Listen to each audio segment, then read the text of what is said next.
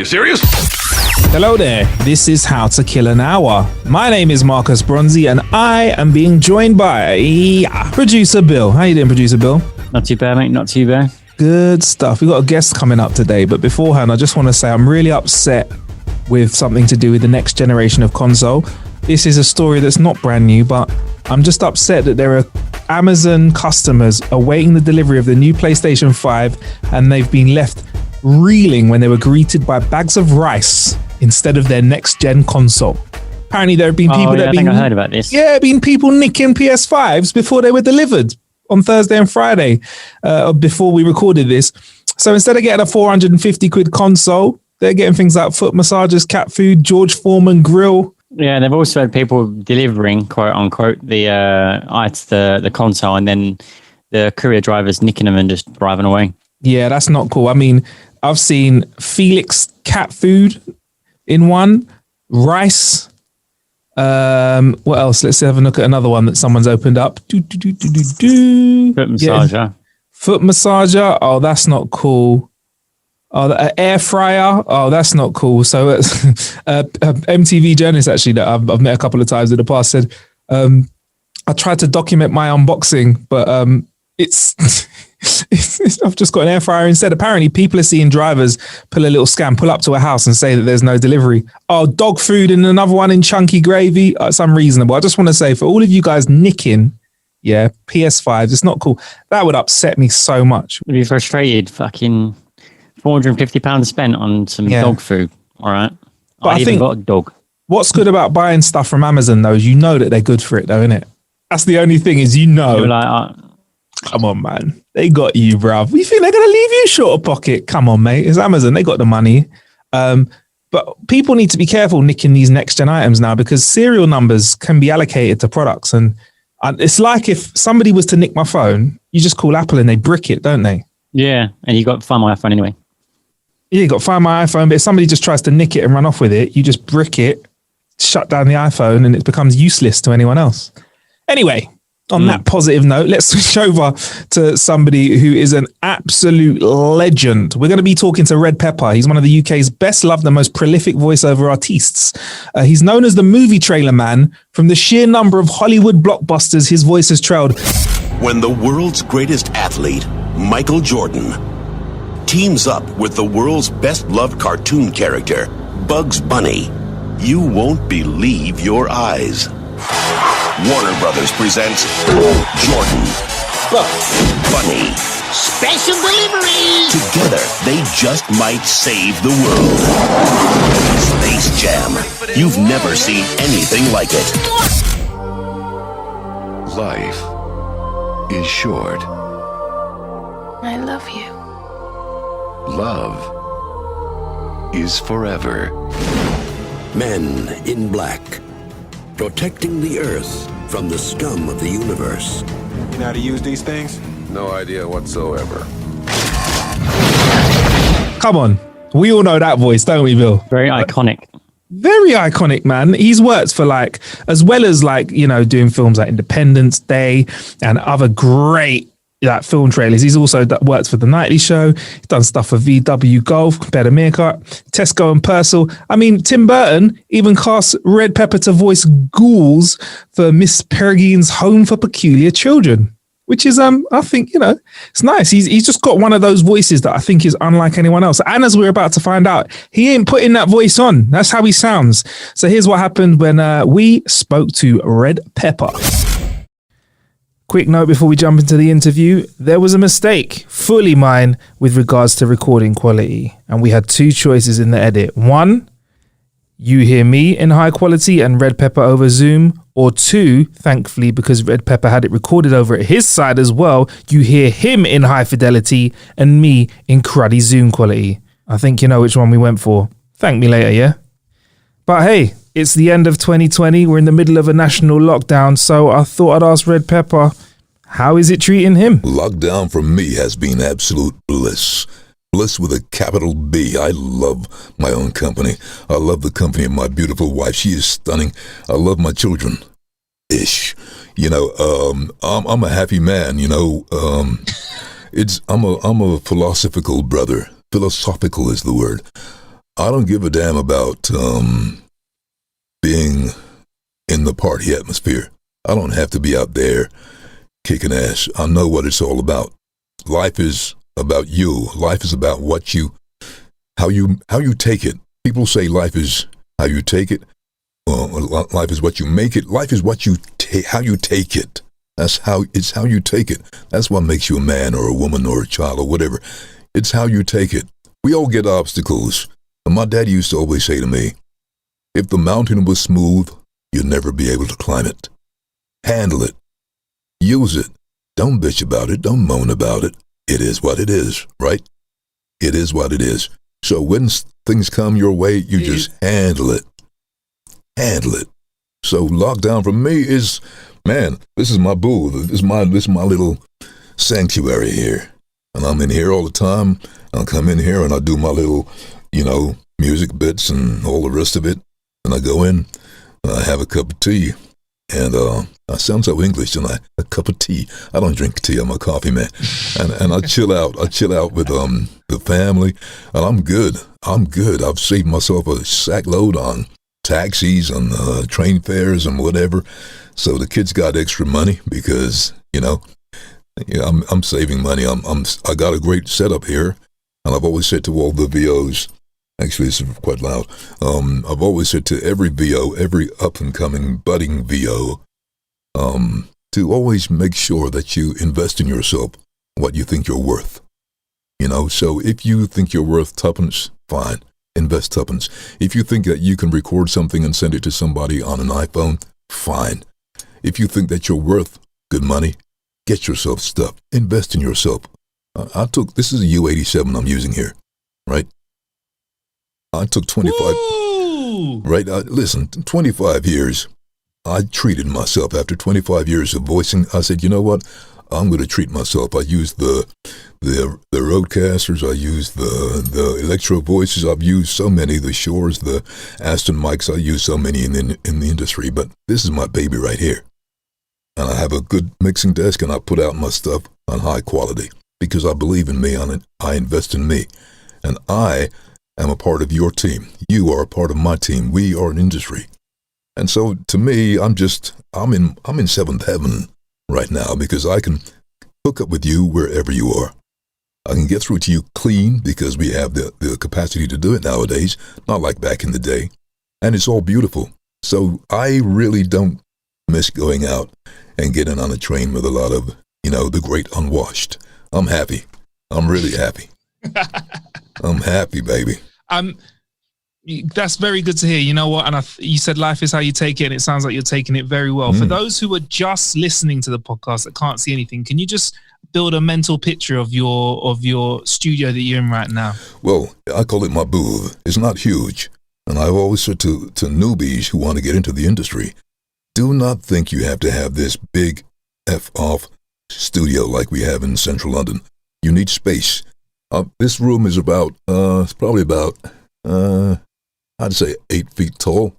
It's about 9 foot wide, and it's about 5 foot wide the other way. And I've got it ceiling to floor, sound deadened with all the stuff on the wall. Red foam on the ceiling, on the walls, right in the corners. It's very important. I've got a computer in here, a very quiet computer, printer, the PC, the screen. I've got a couple of DBX 286S's for the compression and noise gates and stuff. You know what noise gates are. It's just cuts any kind of noise out. But it's all sound deadened, and it's a small, tight room, and that's how I work. It's my domain. It's beautiful in here. I love it. So you sound so at peace in your space right now. It sounds amazing. I love to hear it. Yeah, this again, it's I don't want to be too philosophical about stuff, but I can't help but be philosophical about it because the reality is everything, and I challenge anyone to say it's wrong, everything that we do is based on our attitude. The big A, attitude. You can either get up and get out there in the rain, or you can get up, look outside and say, I can't handle this, I'm going to go back to bed. It's down to you. Attitude. The whole world is a matrix. It's a domino effect. If you don't go out there, you're never going to bump into somebody. If you don't get in the mix, you'll never be in the mix. If you got big dreams, but you're sleeping all the time, your dream will always remain a dream. You got to get out there. You got to do your stuff. I am no different to you. You are no different to me. It's how we apply ourselves. That's all it is. Amazing. I agree with you totally. I mean, Red Pepper, obviously we're going to discuss your voice today because it's an absolutely unique and amazing gift that you've harnessed right now. But when you're not recording, how do you like to kill time outside of your booth? What do you do? Oh man, I do many things. I'll put aside the saucy version. I'll leave that alone. But I do all kind of crazy things. I do stuff like I sit down. I've got this little thing, right? It winds everybody up. Apart from watching football, I'm a big Aston Villa fan. I go out to Aston Villa, but obviously with the COVID right now, we can't do that. But I follow the Villa. But in between that, when I'm sitting indoors and I got nothing to do, what I do, I flick channels. I look for adverts. Instead of watching the movies or the television, series, I look for the television commercials because I'm so anal about my industry. I want to hear how other people are delivering stuff. I want to hear how somebody's, sold a bottle of pop or Domestos or, some fairy liquid. I want to hear how they deliver. And then I start doing things like, I know who that is. I know who that is. It's like Spot the VO actor. That's my thing. You understand? I love it. I'm just into my industry, and I've been doing this, 26 years. 26 years. It's not a chore. I'm never bored of it. This is my thing. This is my life. And it's the only job I do. I don't do anything outside of this, apart from I go to these classes where I inspire people and I try to tell people, how to not necessarily deliver lines, but how to apply yourself and how to invest in yourself and how to believe in yourself. And, your cup is never half empty. It's always half full. I'm a big believer in putting back into the industry and into people who want to. If you want to become somebody and you're looking for inspiration and I can help you, I will. That's what I do, But, I got lots of crazy things about me. I do crazy stuff as well. I mess around a lot. I like to fool around. Yeah. I'm a young cat at heart, but I'm not. I'm pretty much 60 years old my next birthday, but I look fine and sexy. I'm still looking good. Everything's still working. I'm good, baby. But I like to fool around a lot. That's what we want to hear. I fool looking around. Good, feeling good. Hell yeah. And that's another thing. I eat well. I eat fish and I eat my greens and I drink. I've always got water on hand. I drink these two 1.5 liter. I drink 3 of these a day. Tap water as well. Always not tap water. Always room temperature water. Don't put ice in your throat. Don't do it. It's not good. Or don't drink coffee all day. It just messes up your throat. You can't deliver. And the clarity just goes and you're forever snapping. And it's not good for recording sessions. Yeah, there's nothing ridiculously special about me, trust me, but you would like, really? You did that? Or you could do that? I've done some crazy things, in the industry that people wouldn't realize. Done some funny things as well. Like one of the funniest things I did was a major soft drinks company. Blue and red cans, but I won't name the brand. They had this big promo and they said they thought it'd be really cool to get Red to come up there for a fee, obviously, and get inside this rigged up drinks dispensing machine. So I was literally in a drinks dispensing machine that was giving out free drinks at Wembley Stadium when the Jaguars was playing the Dolphins, American football here. So we got a lot of fans around, and they put me in this drinks machine, and I could see the fans through this camera. They couldn't see me. So when they approached the machine, I'd say, "How you doing, brother?" "Hey, the machine's talking." "Yeah, I'm talking to you in the gray jumper right there. How you doing?" And then this couple came, and they clearly were in love, holding hands and everything, very hippie-ish. And she goes, "Oh, I think the machine's talking to me, dear." And he says, "Yeah, I think it is. Hey, buddy, what color shirt has my wife got on?" "It's blue, stupid. She's a fine-looking woman." "Do you think so?" And he said, I'm not even sure when this is going to be broadcast, but he said something relating to her breasts. You can Listen, you can crack on. He said, do you like my wife's breasts? And I said, what did you say? Yeah. Oh, yeah. Do you like my wife's breasts? And I said, your wife has a splendid pair of breasts. They are fine. Do you like the nipples? And I'm thinking, are you serious? So I said, yes, she's got beautiful nipples. And then I get in the earpiece, Red, you do realize you're on the big screen. You're going out to the big screen in Wembley Stadium, and they can hear you through all the speakers. Oh, I was so embarrassed-ish because they couldn't actually see me. And I said, oh, yeah, sorry about that. I didn't realize. But I do funny things. I do simple things. I do lots of animations and Xbox characters and, PlayStation consoles. And I've done so many things along the way. I've probably said, in a world, 1,000,000 times, coming soon, this year, one man, this fall, in a sleepy town, bloody, bloody, bloody. I've done it all. But nowadays, the movie trailer industry is not as heavy as it used to be because they use a lot of captions from the movies, and then they put the captions on the screen, and you very seldom hear, in a land that time forgot. You don't really hear that much no more. You hear a lot of crash, bang, wallop. But I do plenty of work. I do things like you'll never believe. You'd probably hear me every single day doing The Chase, proudly sponsored by Gala Bingo.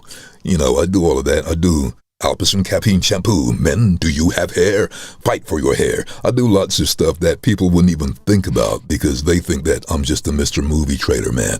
But I'm not. I've been around 25 years. And I do lots and lots and lots of stuff, Well, we have a discussion here on the show that we hear that the movie game is changing a lot, but also the computer games industry is really, really growing. Am I right in saying that because it seems like they're adding a lot more narrative to characters, whereas 20 years ago, you might have a character just having a line or two. Now you have full dialogue. Exactly. Well, it's not a new thing because back in, I can't remember exactly what year, in the mid-90s, I was Shadow Man. And I was Blade, and within those games, they were, when you look back at them, they're nothing in comparison to what we have now. The quality, the graphics are superior now. But I remember the Shadow Man was, I am the Lord of Deadside, Shadowborn at the confluence of the worlds to walk between. And it had, can I just play you a little something here? It is all copyrighted. Yeah, please. So I'll come in with something like, no, not late. Let me find something. I am the Lord of Deadside, Shadowborn at the confluence of the worlds to walk between. Life's side is without meaning. I am Shadow Man. That kind of thing. It's a skill. A lot of people think that voicing is easy. If you can read, and if you can punctuate, and if you can intonate, and if you have a soul that you know when to go soft and when to go hard, when to go light and when to go heavy, and you can use your voice because your voice, my voice, is an instrument. It's no different to having a guitar sitting in everybody's house. There's a guitar sitting in the corner, yeah? And you come in there and you say, I can't play, and you go ping, ping, ping, ping, ping. You put it back, and it sits there catching dust. Some guy comes in, a friend, oh, you got a guitar. And he picks it up and he makes that same guitar catching dust sound beautiful. It's an instrument. It's not because the instrument cannot be played. It's because it's not being used.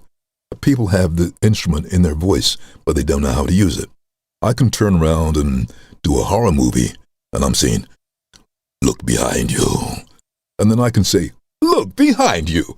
For a Pixar production or something, it's what you do with your voice. I can take my voice and I can go, hi, how you doing? Oh my God, really?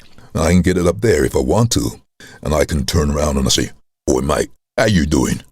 Yeah, I'm from London. You're all right, mate. Geezer, you're having a laugh, geez. I can do all of that because it's listen, it's how you focus. It's how you focus. If you got a job and you're proud of what you're doing and you really have a challenging kind of personality and you have competition within your soul, you think, you know what? I'm going to crack this. You either want to do it or you don't want to do it. You either can do it or you can't. You have the ability or you don't, or you're fooling yourself. Every single day on Instagram, I get hundreds and hundreds of people sending me the same old message. Red, what do you think of my voice? And I'm not an agent. I'm not your daddy. It doesn't matter what I think of your voice. And a lot of people, they try to do what I do, and they try to be me. And I keep saying to people, be you. They're saying, listen, yeah, in a world we're one man, yeah. And I'm thinking, oh, Christ, what are they trying to prove? You got to be you. So it comes with the territory, I guess. But reality is that there's one part. There's plenty of voiceovers out there. It's a very tough industry. I'm fortunate in the respect that I have been doing it for 26 years. And that's all I do to make a living. I don't drive a bus. I don't do stage acting. I don't do game shows and all that kind of stuff. I appear on them for fun. But this is what I do. And to manage to master that for 26 years as a sole career, a sole income, I think I deserve a round of applause because there's lots of guys have come and gone. Seriously. You know what? I salute you for that, and I must say it's really good to hear how you've mastered your craft and you've showed us the range of your voice, which is lovely to hear. I have to be honest with you though, Red. Even when you're just talking though, I feel like there's a gravitas to your voice, and I feel like you have a very unique sound. Like before you even started working in the voiceover industry, did you? When did you first realize that you had a voice that was different, that could really hold people and it's very unique? Well, the first time I realized I had something special, it had nothing to do with being mindful of a career change or nothing, because I was a young kid. I was 14 years old. Excuse me. And I'm coming down the stairs one day, and I'm only imagining what I used to sound like, something like, good morning, Mom. It wasn't quite like that, but it was not like how it is now. And I'm coming down the stairs, 14 years old, and I just said, good morning, Mom. Good morning, Mom. And my voice was going up and down, up and down. I says, whoa, whoa. And I could literally feel my chest rattling. I could feel my chest vibrating. If I put my hand on my chest now, today, I feel my chest vibrating. And it's just one of those things. And my mother laughed at me. She says, oh, you think you're a man now? And I says, well, I sound like a man, don't I? And I was so cool. It was never as deep as it is now, obviously, at 14 years old. That's just weird. And my sisters were laughing. They were laughing. And it didn't settle down for a few days. It kept kind of coming and going. It was all over the place. And the time I realized I had a bit of power was when my sister said, I want you to get on this phone, and I want you to tell Douglas, his name was Douglas Barnes, tell Douglas, I don't want to see him no more. Stay away from the house. So I get on the phone and I say, yeah, is that you, Douglas? You bring your ass around here again. It's me and you. Do you understand? And never saw Douglas again. And I thought, you know what? This is cool. And then people started saying, you got a deep voice. Wow. And then I realized that females were attracted to this deep voice. Men wanted this deep voice. And I thought, oh, I got something here. But I never really properly engaged it into the world of voiceovers. I just used to use it for pulling girls, as you say over here, and just being cool, and it was just nice. It was like, yeah, I sound a bit like that guy. That guy turned out to be Barry White. I sound like that guy is on the radio, that, oh, I want to love you, baby. Oh, baby. And I said, oh, shit, yeah. And then I started to listen to radio. And instead of just listening to it, I'm a bit anal, I got to say. I was listening to radio for the way the presenters, or DJs, we used to call them back then, broadcast. And I said, I could do that. I want to do that. Then I started pretending that I'm a radio DJ in the house. Then I started pretending that I can do that in a world, because Don LaFontaine coined that phrase many, many years before me. And I said, yeah, I could do that. That sounds like me. Well, actually, I sounded like him. But that's what I said. I said, he sounds like me. In a world where one man coming soon, blah, blah, blah, blah. And I'm thinking, yeah, I could do that. But I never in a million years thought that I'd end up doing that. I was a fireman. I was a security guard walking around with a dog at night, for 12 hours a day. I was a train driver on the tubes.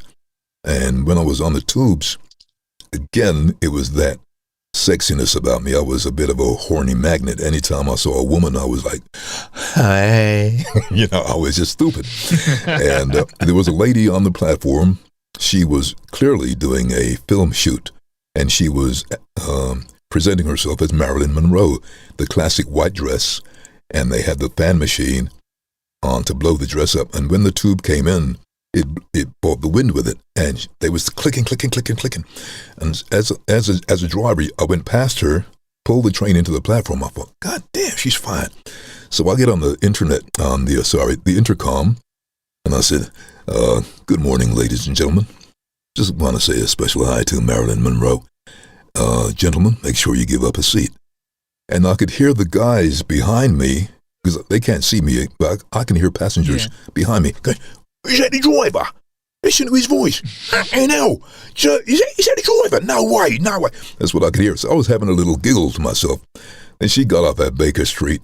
I smiled, and she gave me a wave, and at the same time, this fella got off the train, the same time, like the sixth car back. And we were one-man operated, so it's just, there was no guards. There was just me. I used to open the doors, and I used to drive the train. And he's bolting down the platform towards the cab, and I'm thinking, oh, my God, please tell me no one's had a heart attack or someone's been stabbed, because these things happen. And he got all the way up to the cab.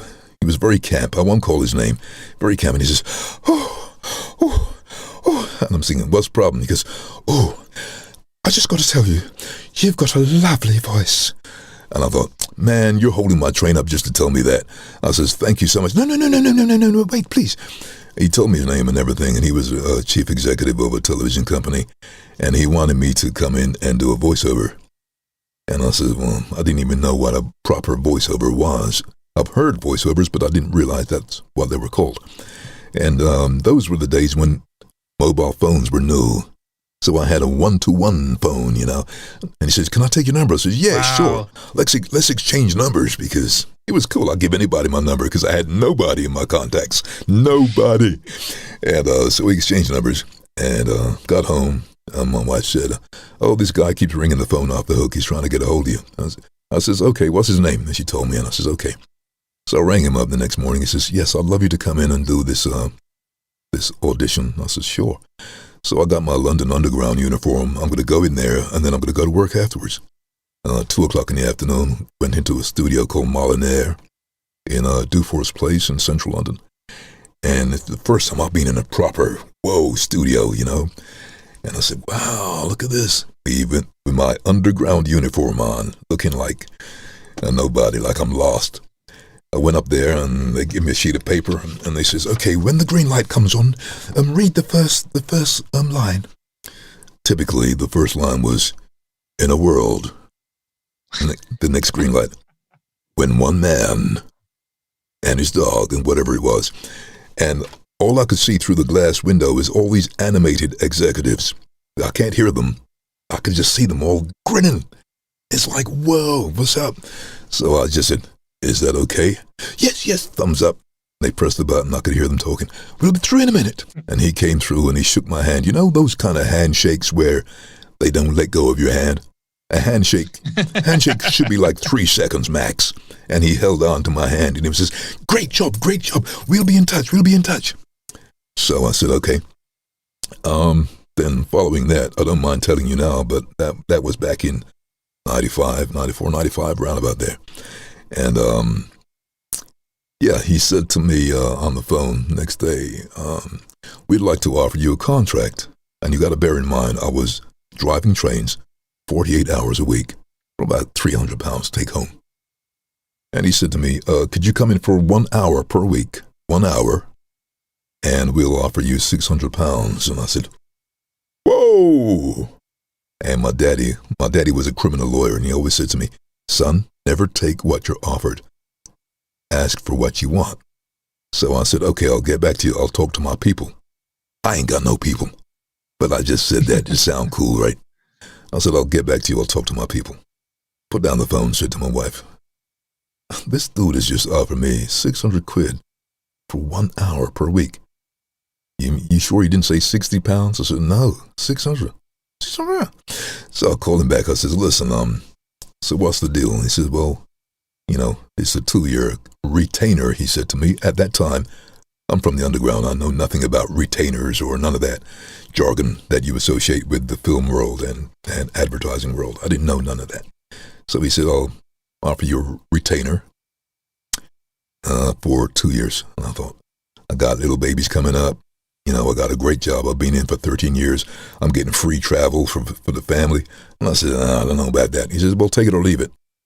And the little naughty man in my head said, take it.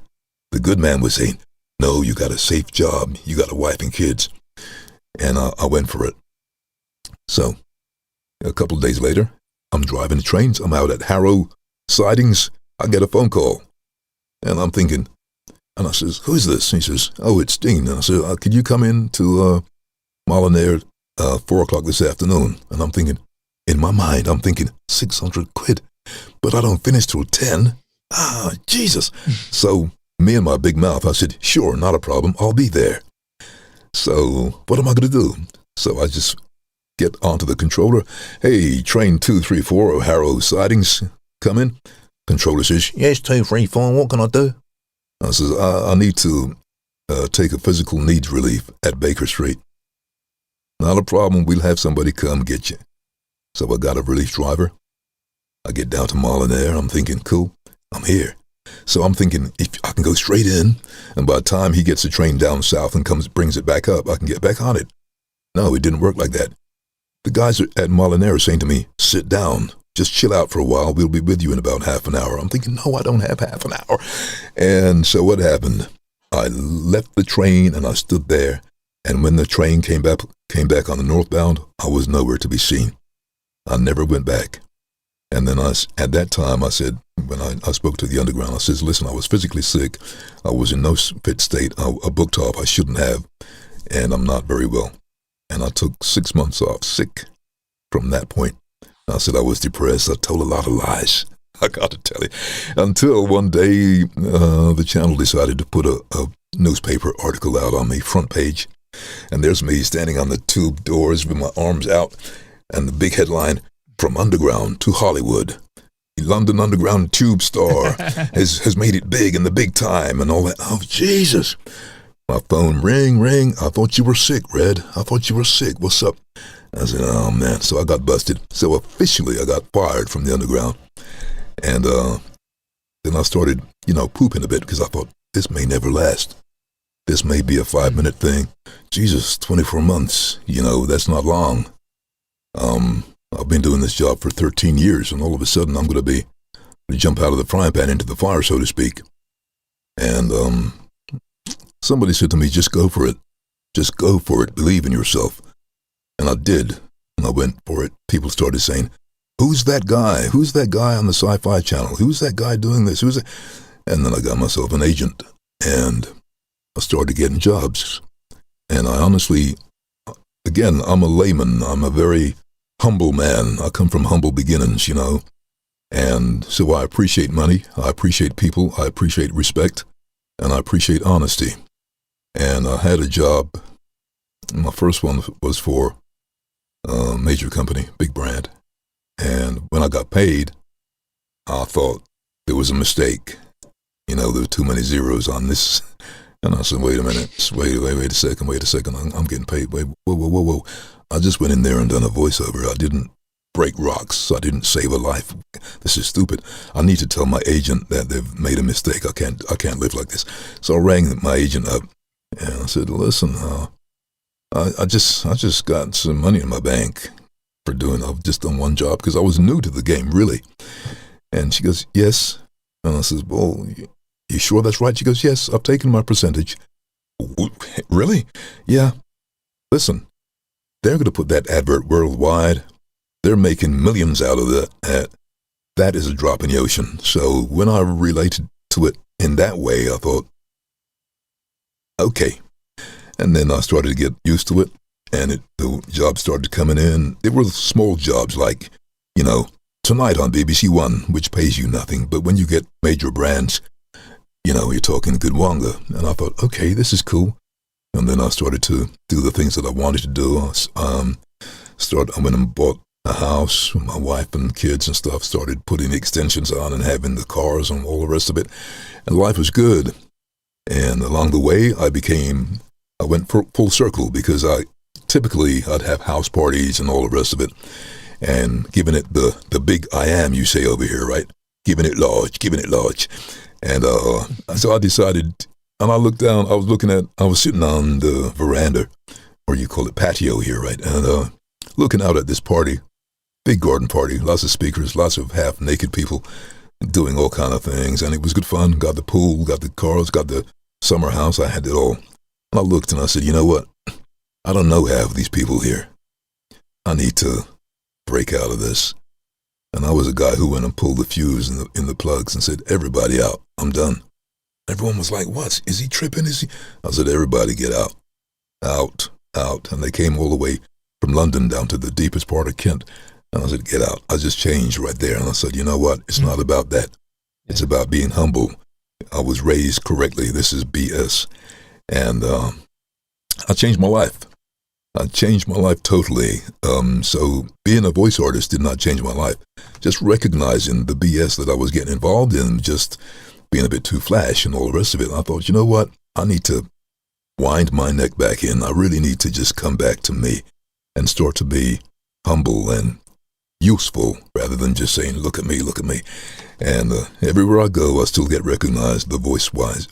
Occasionally I've done television like, you know, Celebrity Pointless, and I've been on a few others. And people say, oh, that's that bloke. Go on, give us a voiceover. Like I'm a circus clown. I don't get upset because that comes with the territory. It's bound to happen. So some would say it's best to be recognized than not recognized. So I take that on board. And I just go about my business. I do a lot of classes for youngsters who want to be in the game. I can only tell them what my experiences are. And there's lots of pitfalls. It's not all swimming in wonderful gravy and stacks of money. It's not like that.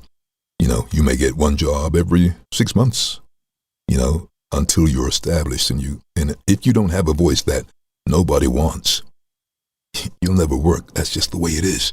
That's the truth, you know. So I tell the truth all the time.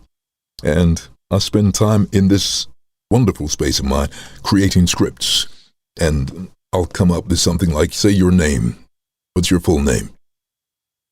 Marcus Bronzy, Marcus Bronzy. See, so I could say Marcus Bronzy, or I could say, say something silly like, T-1 minute. Nobody knew him. He was only one man with a dream.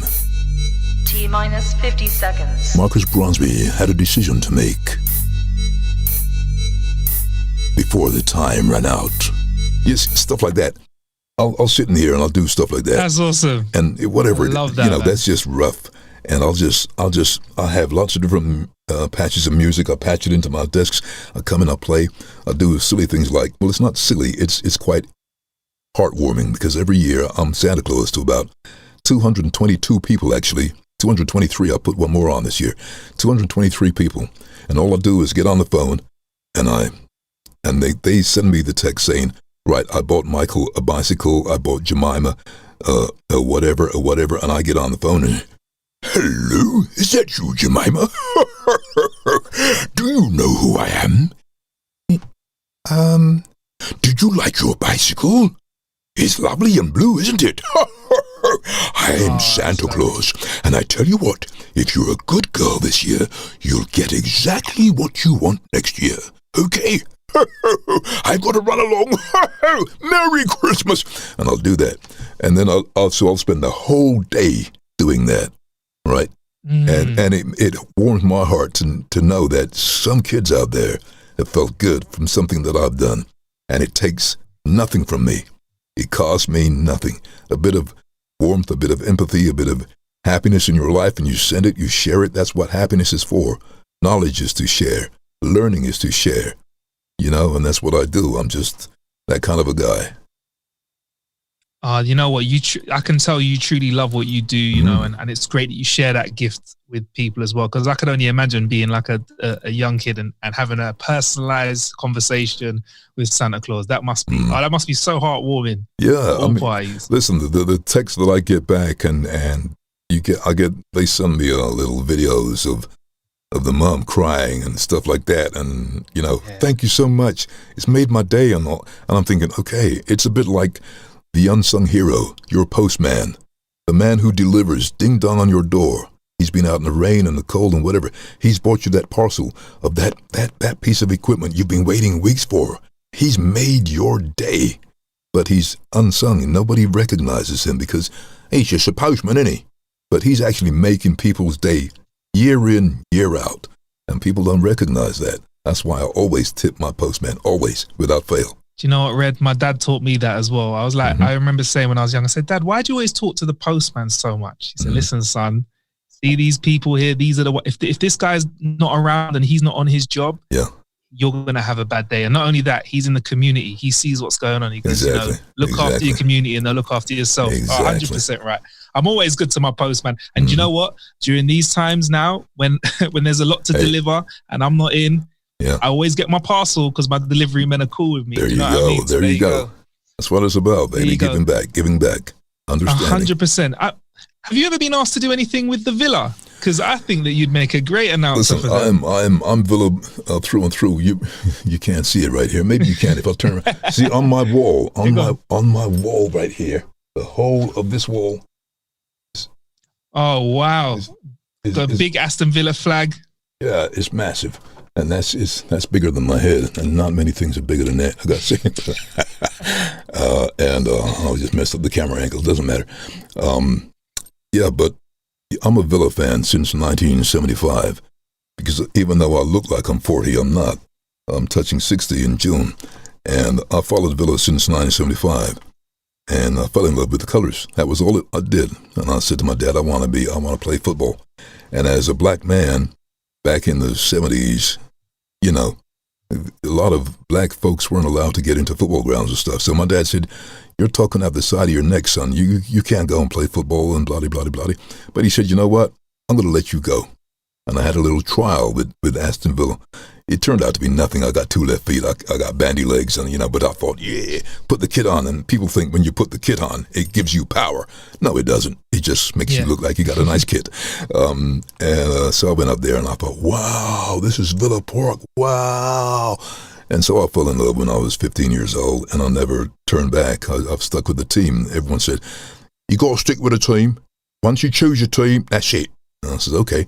So I stuck with the team, and I'm good. They had their highs and their lows, and I've been up there, so I'm one of their famous fans, and occasionally I'll go up there, courtesy of Aston Villa, and I'll introduce the teams, just on the PA system, or I'll get into their magazine, and they'll do a piece about me, or put it on YouTube about me, part of the pride, they call it, and I'm good. I just get around, and to me, I'm a humble man. I'm very, very humble. I don't have no airs and graces about me. I'm just a regular guy who looks a bit flashy in a suit when I got to go do TV and stuff like that. But then I'll dress down, and I'm just the bloke next door. I'm just cool. I hear that, man. But you've definitely got a zen about you, which has definitely come from your experience. And I feel like just having a conversation with you right now, you've put some of that zen vibe onto me. So I really appreciate that. That's right.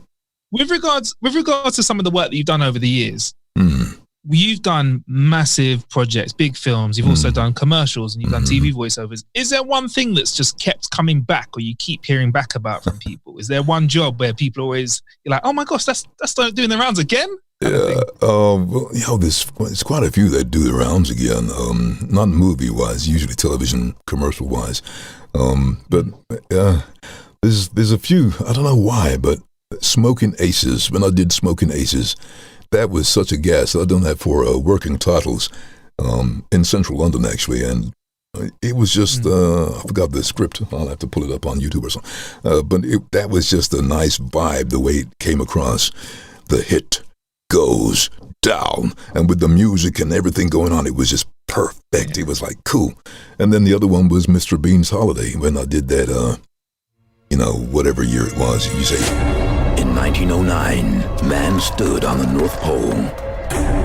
In 1953, man conquered Everest. In 1969, man landed on the moon. But in 2007, the ultimate conquest will be one man's journey to the beach. For Mr. Bean, it was meant to be the holiday of his dreams. You lead them down this deep road, and then it turns out to be Mr. Bean. And little things, I just enjoy what I do. I've done so many good ones. Some were very difficult to do, and some were very easy to do. Like when I walked in to a Central London studio, they said, "Hi, Red, you don't need a script." I said, "What do you mean I don't need a script?" Go into your booth. I says, "Okay. Just this film is called Saw. It's a horror film." I went in and Saw. "Thanks, Red." That was it. That was it. And I said, "Seriously?" And that was the very, very first time that my wife had come to a studio with me, because I kept saying I got this big job and it's very hard to do and not everybody can do it. Nobody can do my job. Listen, it's not about just reading. You gotta deliver. You gotta put some soul in your voice. So I walk in there her first time, and she's just got a nice cup of tea, because they treat everybody nice at the studios. They say, "Would you like a cup of tea, love?" She's got her green tea sitting down. She's gonna sit down and see how the whole thing operates. I walk in there and go, "So, cheers, Red, that'll do." And am I done? "Yeah, that's good." And she's just like, "I haven't started my..." I said, "Come on, woman, you enjoy the money, don't you?" And I got paid for it, obviously. And then a couple of years later, come in again, "Saw 2." And that was it, so some are like that. And then there's some when you have to literally talk a long script, There's things like Tim Burton. He called my agent and said, I want to meet Red personally. I said, "Tim Burton, the Tim Burton?" He said, "Yeah." So we went to his house in a place I will rather not disclose, because that's personal information, and in London. And we went in there. Fantastic guy. And Tim has done things like Edward Scissorhands and all those kind of strange movies. And he's got that beautiful vibe about his home and his huge garden and whatever. And I thought, wow, I'm in like Alice in Wonderland. It was so cool. And he says, "Yeah, my engineer swears by you. He worked with you a few years ago, and I was looking for people who are dead but they're still alive. And he said, there's only one man who could do that. And he said, you." And I says, "Me?" He goes, "Yeah. So I want you to be ghouls in my movie, as Peregrine's Home for Peculiar Children." That's what he was shooting at the time, putting together post-production. And I went into the studio, and I got like 30 different microphones, skinny microphones, fat microphones, big, huge microphones, tiny microphones. They were all around me. And he said to me, "Just do your thing. You're dead, but you're alive. You're a ghoul. Just whatever comes out of your mouth." So I typically went,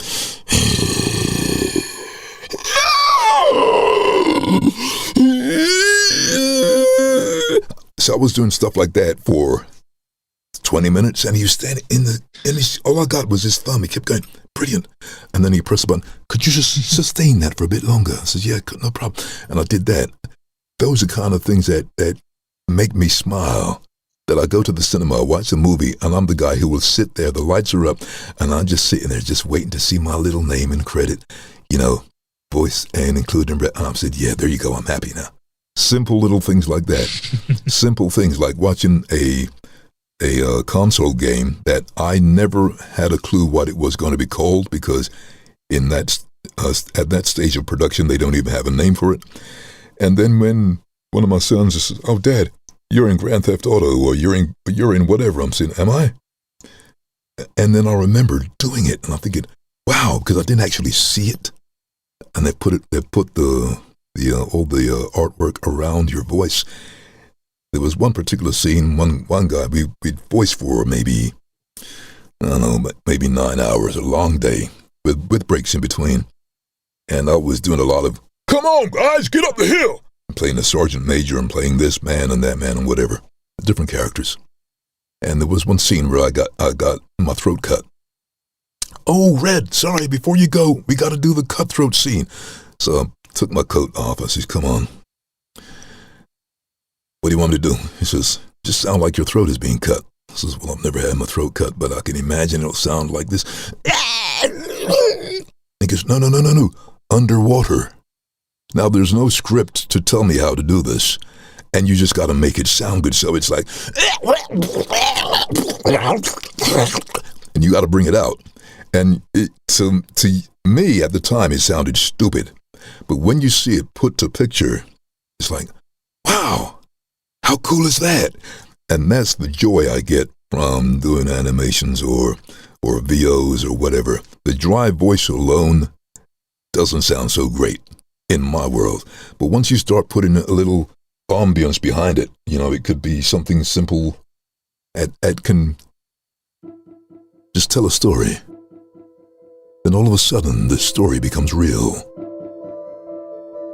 And everything takes on a whole new meaning. In 2021, the world was changed. COVID disappeared. Everybody was happy again. And the world spun round again. If I just said that without putting anything behind it, it's still the voice. But you've got to ride the music. You've got to get in there with the same vibe. Sometimes you get violins. Sometimes you get rock guitar. Sometimes you get crash bang wallop. Sometimes you get heavy stuff. So you got to ride and bring that gravitas for a thriller. You got to, Will Smith, Tommy Lee Jones. You got to bring it. But when you hear it just plain, it's not special. When you got the whole thing put together, that's why I say we're a team. It's not about me. It's about the team. The whole team has created that session, not just me. So I love what I do, and I love the whole craft.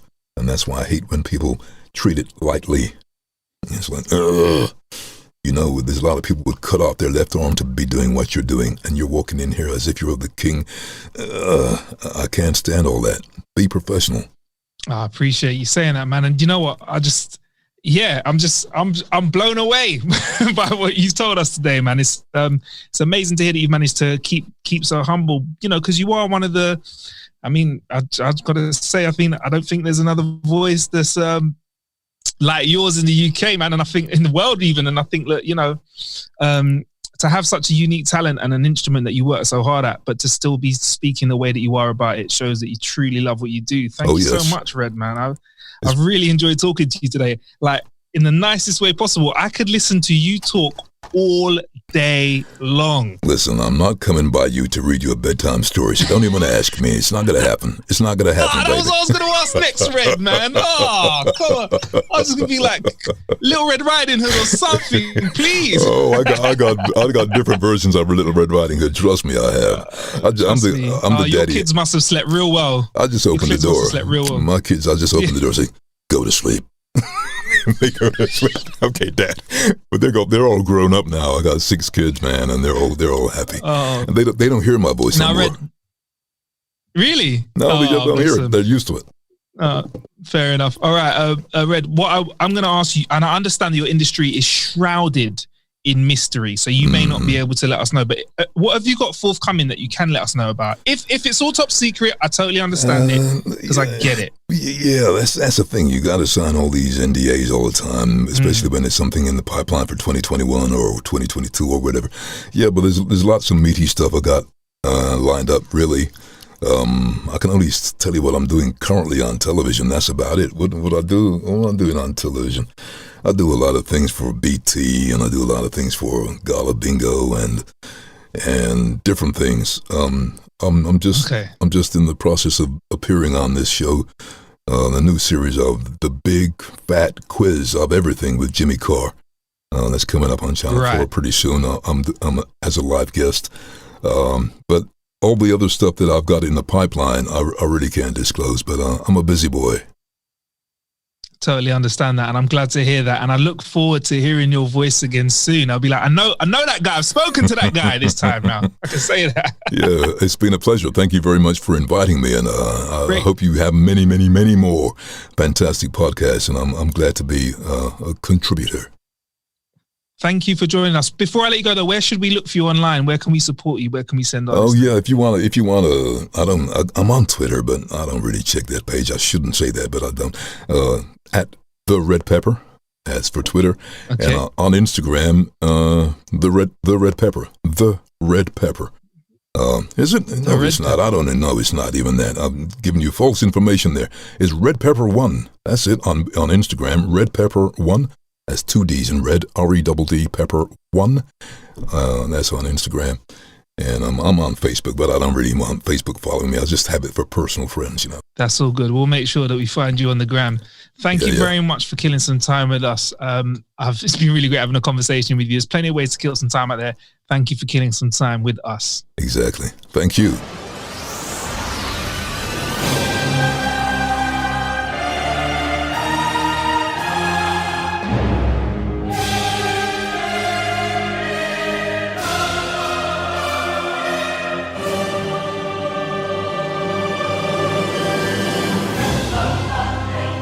In a world where there are more podcasts than grains of sand, a motley crew set themselves the challenge of a lifetime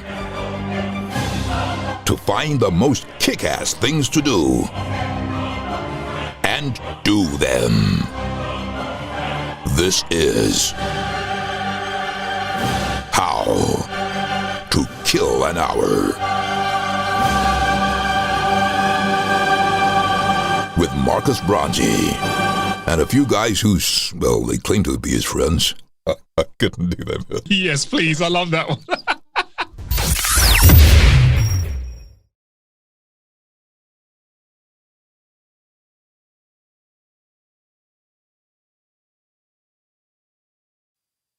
With Marcus Bronzy. Bronzy and friends. Well, they claim with Marcus Bronzy and a few guys who says they're his friends. And a few folks who claim to be his friends. And a few folks who claim to be his friends. Yeah, sure they are.